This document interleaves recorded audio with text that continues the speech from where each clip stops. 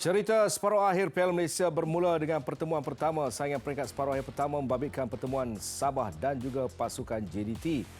Yang menariknya, keadaan permukaan padang yang baik menyaksikan kedua pasukan bertukar-tukar serangan, antaranya tandukan Pak Tesu dan juga percubaan Arif Aiman.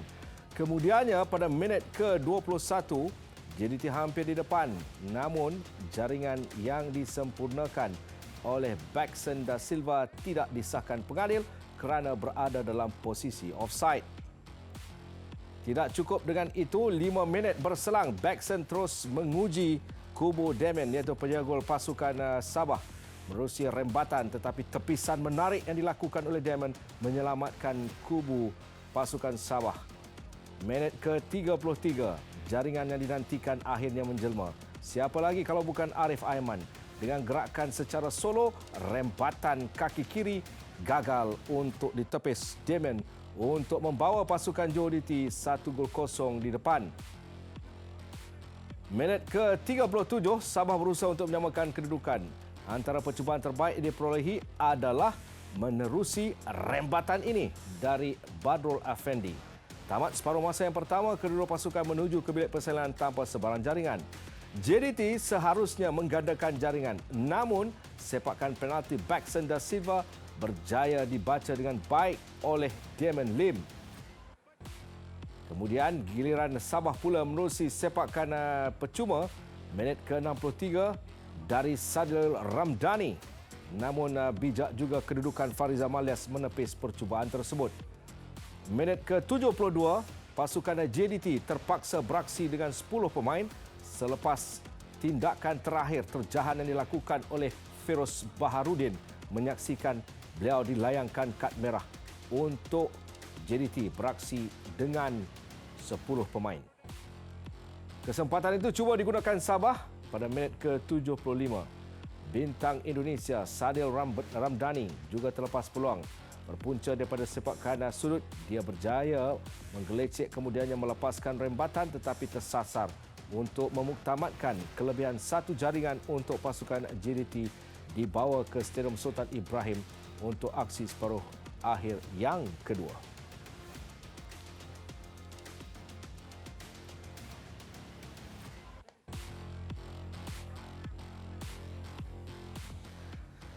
Okey, anda telah saksikan bagaimana cerita Piala Malaysia ini sememangnya sukar untuk diramalkan. Sabah mempamerkan aksi yang cukup meyakinkan, menyekat pergerakan barisan pemain-pemain pasukan JDT yang diketuai oleh Baxen da Silva, Leandro, tidak ketinggalan juga Arif Aiman. Dan bersama saya seperti yang kita ketahui sebentar tadi, Asmawi Bakiri, bekas pemain pasukan kebangsaan yang pernah beraksi dalam saingan Piala Malaysia.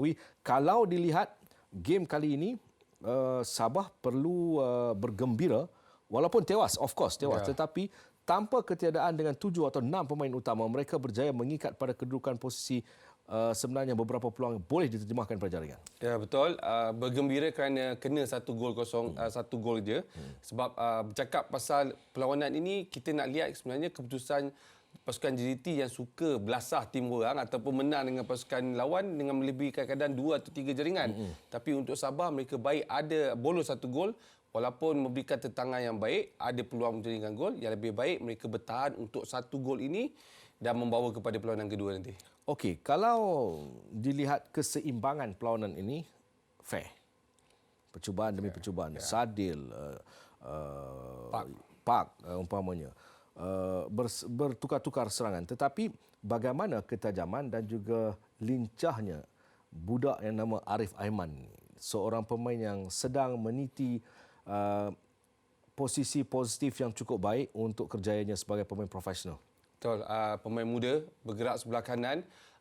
Selalunya dia punya kepakaran permainan tu ialah buat assist, menghantar dan membantu menjadikan gol. Tapi kali ini cukup berbeza. Sekali lagi dia buat gerakan individu menggunakan teknik gelecek.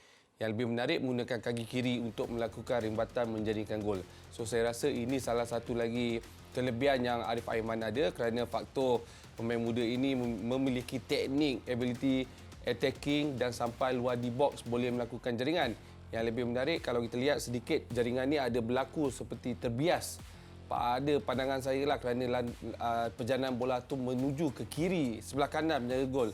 So saya rasa saya anggap ini pergerakan individu, tidak datang daripada teamwork dan membantu JDT menang 1 gol. Kalau dilihat kepada pergerakan ini ya, Tasha, kalau Akbar kalau boleh stop jap dekat sini ya, dekat sini. Okey. Kejap lagi kita akan saksikan kejap lagi ya. Bagaimana saya katakan in numbers untuk melakukan tekanan kepada Arif Aiman, ada 4 atau 5 pemain. Pada ketika dia boleh sebenarnya salah seorang pemain pertahanan itu keluar, sama ada mengeluarkan secara terus, okey, sebab dia datang macam tu Ya, betul. secara terus keluar. Tetapi inilah yang sukar untuk difahami, pergerakan individu yang bernama Arif Aiman. Betul, saya setuju. Kalau dilihat daripada segi posisi pertahanan, ada 3 pemain Sabah yang mungkin straight line ataupun berdiri di depan Arif Aiman tanpa memberikan salah satu pemain keluar untuk menekan. Okey. Kita tengok 1, 2, 3. Tak seorang pun yang lebih rapat kepada Arif Aiman untuk keluar blok ataupun charge the body ataupun langgar Arif Aiman. Malah semua tengok dan lihat apa keputusan Arif Aiman nak lakukan. Sama ada dia nak buat passing, dribble. Kalau kita lihat 1, 2, 3, 4, 5, 6. Baju merah, dua saja pemain baju biru yang masuk bersen dalam D-box, Arif Aiman yang melakukan gerakan.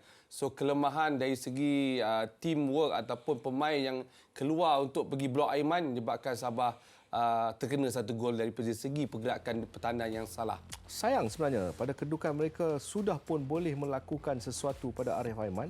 Lihat bagaimana dia masih lagi punya masa untuk menolak sedikit bola itu ke bahagian depan sebelum melepaskan rembatan. Hari ini Baxen terlepas persepakan penalti. Hari ini juga Sadir Ramdhani mempunyai beberapa peluang. Jadi sekaligus membawa cerita di Stadium Sultan Ibrahim kelak, cerita yang lebih menarik. Betul. Lebih menarik kalau first Dato' Ong dapat balik pemain utama ataupun ada perjanjian pemain yang tak boleh turunkan tu, tak apalah, tapi pemain lain. Kalau kita lihat tadi Bad dikeluarkan, kemudian Rizal dikeluarkan kecederaan. So dekat situ menambahkan lagi kekurangan bilangan pemain utama Sabah nak ke JDT nanti. So pada saya untuk Sabah perlu bangkit dan dapatkan gol di JDT memang agak sukar, tetapi mereka perlu apa mereka buat pada bulan Dilikas ni. Dan untuk JDT sendiri kita lihatlah bahawa di tempat sendiri itu yang kita nak lihat tu sebenarnya berapa jaringan yang dia nak lakukan tentang Sabah pada perlawanan kedua nanti. Sumbangan Afiq Fazail pada game ni. Saya nampak pemain paling simple, one touch, two touch, tak hilang bola, akan berada dalam situasi bertahan dengan melakukan attacking, balance kan untuk attacking dan defender. So dia sebenarnya bukan pemain yang melakukan semua gerakan atau hantaran, tetapi blocking di tengah dengan Ansur Insar. Dan saya rasa itu peranan yang dia lakukan dengan baik untuk JDT. Sadir Ramdhani. The best, saya rasa individu dia buat, dia yang menyebabkan Feroz kena red card. Dia dribble daripada kawasan defender masuk kawasan tengah dan masuk attacking third, dia dijatuhkan. Teknik sepakan penjuru dengan baik kerana penggunaan kaki kiri. Saya rasa teknik pemain kaki kiri ni ada luar biasa sikit, ada kelebihan, target yang baik dan of course dia kurang dapat support pemain yang tambahan pemain di bahagian attacking untuk membantu Sadil. Keperluan untuk meletakkan Sadir Ramdhani di bahagian tengah sedikit? Perlu, ya, kerana kita tahu kelemahan ataupun kekurangan pasukan Sabah adalah di bahagian attacking. Pemain menjadikan gol, orang nak pergi dapatkan gol, orang membuat gerakan. Kita lihat game ni all the way Sadil punya pergerakan. Farhan Roslan, antara pemain yang sudah pun berjaya mendapat tempatnya agak kerap dalam line-up Dato' Ong Kim Swee. Saya rasa ini satu lagi pemain yang dia seperti kita bincang daripada awal musim, kegagalan Sabah adalah di bahagian strike force. Betul. Kiri, kanan, tengah, belakang adalah struktur yang baik sebenarnya. Betul. Farhan bila Dato' Ong panggil untuk bawa masuk dalam tim adalah of course membantu pasukan untuk pergi attacking third, tetapi bukan pemain yang menjadikan gol. Itu masalah masalah Sabah. Yes, bertubuh kecil tapi laju seperti Akia, itu peranan dia. Ada gelecekan, tetapi peluang ketika perlawanan terakhir dia membantu Badrul menjadikan gol. Tapi pada sedikit malam ni agak sedikit tenggelam kerana dia diblok oleh Matthew Davis yang berada sebelah kanan dan pergerakan dia juga terhad di bahagian attacking. Itu yang menyebabkan sedikit Sadil menang all the way attacking pada peranan attacking tu. Feroz, kad merah. Pada pandangan saya, tackle adil ke arah bola ataupun blok, tetapi kita panggil gerakan gegabah. Cara all the way you nak pergi tackle tu menyebabkan layangan kad kuning kedua diberi. Tetapi tackle for the teknik bola, rempuhan tepat. Penerbit saya Akbar.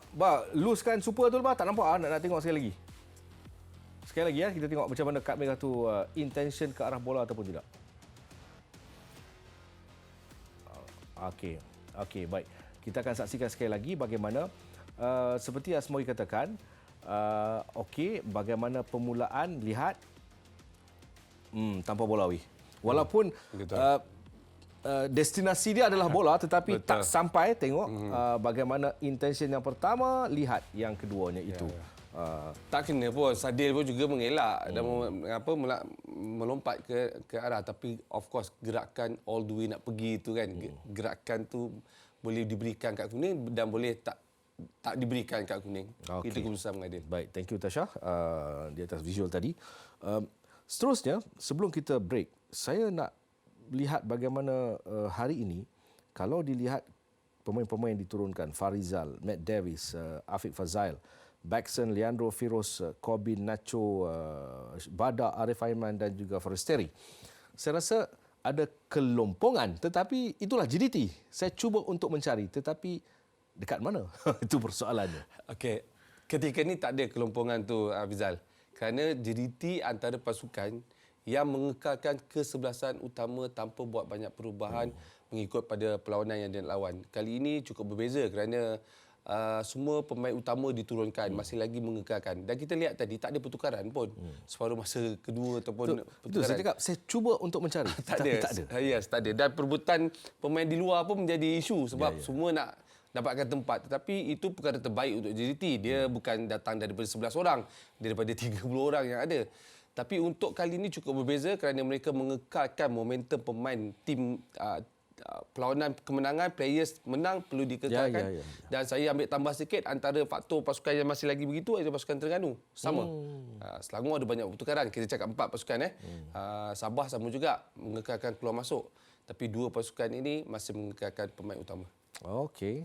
Jadi lengkap sudah perbincangan kita tentang Sabah dan juga JDT dengan kelebihan satu jaringan untuk JDT membawa bekalan dengan jaringan Arif Aiman memisahkan kedua-dua pasukan.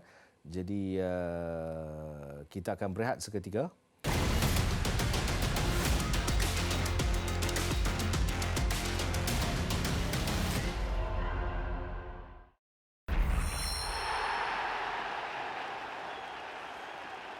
Okey, tanpa membuang masa, kita terus saja untuk bersama dengan wartawan Nadia Arena yang telah pun bersiap sedia bersama kita pada ketika ini. Wartawan Nadia Arena kelahiran Pendang. So Fadhirul, Assalamualaikum. How's the weather in Kota Kinabalu, Fadhirul? Waalaikumsalam, Hafizal. How are you? Fine, thank you. How are you? I'm good, Alhamdulillah. So, how's the weather in Kota Kinabalu? Berbalik kepada cuaca tadi, Hafizal. Okey. Berbalik kepada cuaca di Kota Kinabalu. Di sebelah petang tadi, hujan membasahi bumi. Namun bersyukur berhentilah hujan reda pada jam 5 ke 6 petang sebelum aksi panas malam ini berlangsung, Hafizal. Namun keadaan padang seperti mana yang dimaklumkan sebelum ini belum lagi pulih sepenuhnya sebab kita tahu Sabah sebelum ini beraksi dalam aksi suku akhir pertama berdepan Kuching City FC pun dalam keadaan hujan yang sangat lebat. Perlawanan terpaksa ditunda ke jam 9 malam dan keadaan padang malam ini mujur, tidak dibasahi dengan air, takungan air sebab hujan reda pada sebelah petang, Hafizal. Okey, mungkin dari segi ketiadaan 7 atau 6 pemain utama ada beri kesan. Anda sempat bertanya kepada Datuk Ong Kim Swee apakah sempat untuk recovery untuk dia bawa skuad yang terbaik ke Johor Bahru? Situasi Sabah ini sebenarnya, Hafizal, saya tidak keterlaluan untuk saya katakan lebih kuranglah dengan situasi yang dihadapi Kelantan baru-baru ini di mana mereka kehilangan terlalu ramai tonggak utama. Dan update terkini, Badrul Bahtiar sebentar tadi terpaksa keluar dalam keadaan bertongkat, Hafizal. Kecederaan buku lali saya difahamkan. Begitu juga dengan Rizal Ghazali yang kecederaan hamstring dialaminya. Sebelum ini Datuk Kim sudah pun kehilangan 7 ataupun ke-8 pemain utama. Kini berkemungkinan untuk aksi separuh akhir kedua di SSI nanti percaturan baru, rombakan baru terpaksa dilakukan oleh Datuk Ong Kim Swee dan pastinya tugas yang lebih sukar, tugas yang lebih getir menanti mereka di tempat lawan, Hafizal. Okey, saya tak mau bincang apa dah pasal JDT dia menang 1-0 betul main di tempat dia kan. Jadi kita tak mau bincang. Nah, tu balik bila ni? Balik esok insya-Allah. Lepas tu balik pergi Penang? Balik Pendang mungkin tak Jumaat, Khamis lah kot. Rambut sergum aku tengok. Oi, tadi baru habis dekat Mizone interview player. Itu pun agak rushing ke sini bagi menyempurnakanlah tugas untuk malam ni, Hafizal. Panggil tu abang tu lah. Tak ada panggil, tidak boleh interview dia. Okey, apa pun saya rasa peluang masih terbuka. Awak setuju Badrul? Game on lagi. Betul, masih ada 90 minit. Kedua-dua pengendali pun setuju. Tidak kira sama ada di Hector Bedoglo di Camp JDT maupun Datuk Ong Kim Swee, peluang masih terbuka untuk kedua-dua pasukan. Namun yang seperti mana saya maklumkan tadi, kegusaran lebih memihak kepada Sabah di mana mereka berdepan dengan isu belenggu kecederaan pemain. Sementara untuk JDT yang kehilangan seorang pemain itu Feroz Baharudin, Hector memaklumkan ketiadaan Feroz di SSI nanti bukanlah satu masalah besar kerana mereka mempunyai skuad depth yang cukup baik, Hafizal. Okey. Masih banyak noh. Sama-sama, Hafizal. Assalamualaikum. Waalaikumsalam warahmatullahi. Sekian salam Mamu. Baik, insya-Allah. Baik. Mamu tu juru kamera. Ya. Kenal lah daripada orang. Kenal lah.